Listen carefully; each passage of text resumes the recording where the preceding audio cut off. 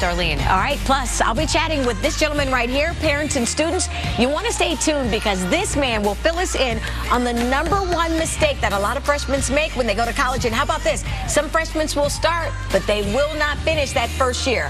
More details at 9:20 when we come back on Good Day Chicago. It's 9:25. Listen to this one.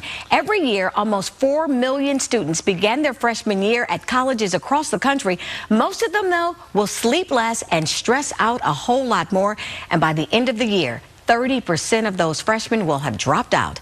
Enter You Thrive, a new guidebook for students written by college professors on how to not only survive college, but flourish in it. So joining us right now in the Good Day Chicago studio, and we're live on Facebook, is Daniel Lerner, co-author of the book and instructor at New York University's most popular courses, The Science of Happiness. Daniel, thank you so much for joining us. Thank you for having me. So we're looking at the most exciting 4 years of their lives. Why do you have to talk to kids in college about being happy? It's a great question because they think about it that way. This is going to be the 4 best years of my life. Yeah. And yet, you get 4 million college students starting. 90% of them say they feel overwhelming stress at some point during their time in college. 45 say they feel very sad at some point during a year on campus. Almost a third go through work-debilitating depression. So you have all these issues, and yet they're an amazing opportunity. So for our class, we talk about, and in the book, we talk about what are the barriers? What is stress? What is anxiety? What's depression? How can you deal? And what do you do about it to have a great time on campus? And what's amazing to me, Dan, is how quickly you say these students start to notice the signs of them not having a good time, questioning whether or not they are going to be successful. I thought it might be their sophomore or junior year. You're saying halfway through the year, by Christmas break then. Easy. Well, freshman year is the toughest. Think about this. Yeah. You have left everything that's made you successful. If you've gotten into college, you succeeded. But all of a sudden, you don't know that first day of college, where are you going to have breakfast next morning? Who are you going to have breakfast with? Where's your classroom? What am I going to study? Aren't I supposed to get A's? But your entire support system, your family, your friends, gone. So what are some of the top mistakes then that freshmen make going to college? I would say that, isolating yourself when you're under pressure to say, I need to get A's, I have no time for friends, I have no time for clubs, I have no time for teams, is the worst. Because relationships are what it's all about. Having social support is huge. So I'd say get into college, join a club, join a group, do something where you have an instant social circle. That's #1. I love how you say get involved in things. Let people know, hey, I'm not as perfect as I thought I was, because a lot of these kids leave high school and they were like the president of the school, and now they come down and they're here. So how do you teach them how to be happy then? Well, happiness is an interesting one. Positive emotions, everyone wants to be happy. But happiness is kind of simple. So we use a matrix. It's called PERMA. P for positive emotions, E for engagement, R for relationships, M for meaning, and A for achievement.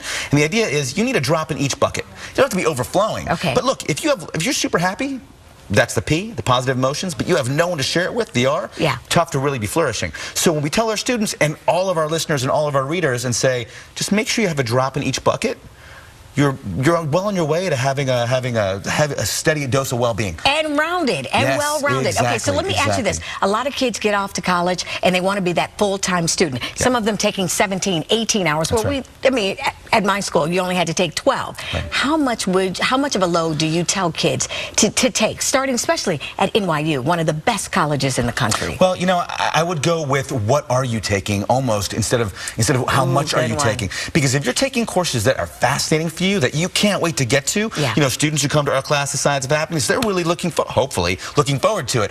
Students who will then come to us and say, I'm majoring, I'm pre-med, I don't really like it.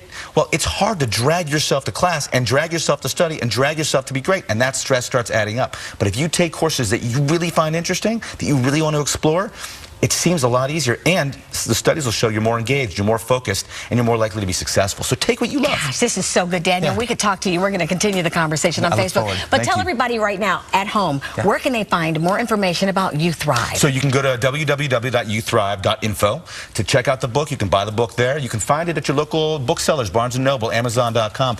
It's all over the place. Just it's a click away. And you're working at NYU, you're working with some of the best students here in the world. And if they're thinking that they're stressed out, then there's an issue They all are over. wonderful students, and you know what? Stress is everywhere in college right now, but we can deal with it. And at work. Daniel, thank you. It's exactly 9:28. It's time for us to take a break here on Good Day Chicago. We'll be back on the other side with more weather and more of what's happening in the city this holiday weekend.